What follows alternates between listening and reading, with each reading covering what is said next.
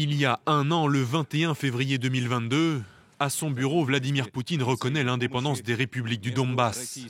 Le même jour, il nie la légitimité de l'État ukrainien.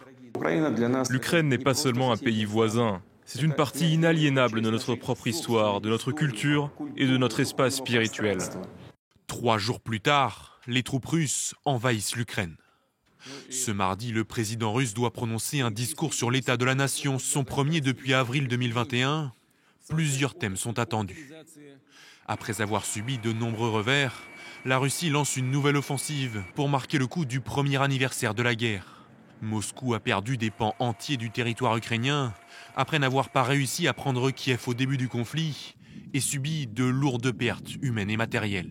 Vladimir Poutine pourrait envisager un nouveau plan de mobilisation après celui qui a enrôlé 300 000 hommes de plus en septembre. Les éventuelles menaces nucléaires seront également scrutées de très près. Les États-Unis assurent qu'aucun signe d'utilisation prochaine d'armes nucléaires n'existe aujourd'hui, mais Vladimir Poutine a plusieurs fois brandi cette menace. Ceux qui font du chantage avec les armes nucléaires devraient savoir que les vents peuvent aussi souffler dans leur direction.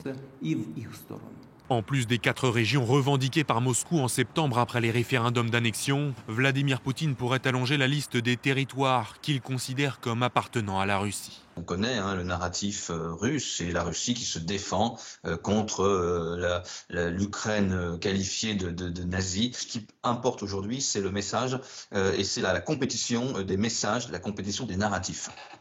Toutes les chancelleries du monde seront à l'écoute. L'occasion pour Vladimir Poutine de lister ses conditions pour un arrêt des hostilités et de répondre à la visite surprise du président américain à Kiev la veille de son discours.